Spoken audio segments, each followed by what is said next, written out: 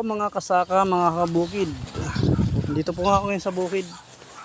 Kukuha po ako ng kangkong, pagkain ng aking mga kambing at tupa. Kumakain din po yung mga manok nito. Bali, niluluto ko po ito. Nilalagyan ko po ng binlid tsaka darak ng palay para may sustansya po sila makuha. Ayan lang po yung diskarte ko po para makatipid sa pagkain ng mga aking mga alaga. Ayan po, unlimited kangkong ko dito hanggang doon sa dulo. Pero sa dulo po hindi na po sa amin yan. Ito lang po yung kinukuha ng kangkong dito sa lupa ng tita ko. Ayan po, ang dami po dyan, no? Bali ako po yung caretaker niya kasi nasa Australia po siya. Yung asawa niya taga doon. Kaya ako po yung nag-aasikaso dito ng ano niya, nang nabili niyang lupa. Ako rin yung ahente kasi dito. Ako yung nakapag-deal. Kaya yung nakuha kong komisyon, yun po yung gagamitin ko para sa panimula kong sa farming. Ayan po. Ganyan po kadami ang kangkong dito. Ito po mga natirang palay, hinog na. Madami rin yan po yung mga palay na natira dyan. Mga kangkong matataba. Kasi dati po ditong palayan, syempre yung mga pataba dito ng palay naiwan, na-stuck sa tubig, kaya yung mga kangkong mabilis tumubo. Yung mga tanim ko nga po dyan mahogani, hindi na nakita kasi nabilis matabunan ng kangkong. Manguha po ako ngayon ng kangkong dito.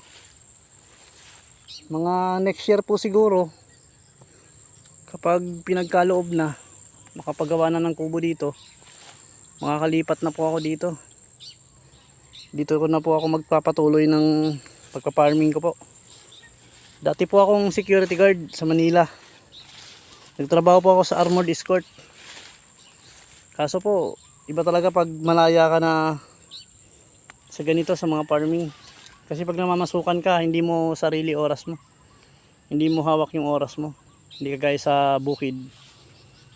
Magtatanim ka lang ng mga gulay. Mga saging. Nagtanim pa ako ng saging doon sa dulo, sa taas. Doon po sa taas kasi ako maglalagay ng kubo. Kasi dito, mababa dito. Ito yung palayan dito sa baba. Sa taas, yun ang naiwan ng mataas. Yun doon po. Doon sa unang video ko po, nabanggit ko na po kung ilang square meter to. Bali 9,500 square meter po nabili. Mura lang po lupa dito sa mga bukid.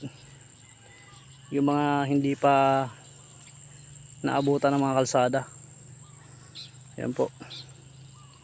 May-ari po nito dati, ex-kapitan ng Barangay Patalan sa Paniki. Marami pa po siyang lupa na binibenta. Ayan. Manguha na muna po ako ng kangkong at mamaya magpapatuloy tayo magbibideo dito. Pa-like na lang po and share, subscribe na lang po sa YouTube channel natin. Sa mga gusto po magpa-visit sa channel din mag-comment lang po kayo sa video ko po. Na tayo. Mag-subscribe din ako sa inyo para dumami tayo magkakaibigan. Ayan po. Manguha na muna po ako ng kangkong kasi mainit po dito sa bukid. Ayan po.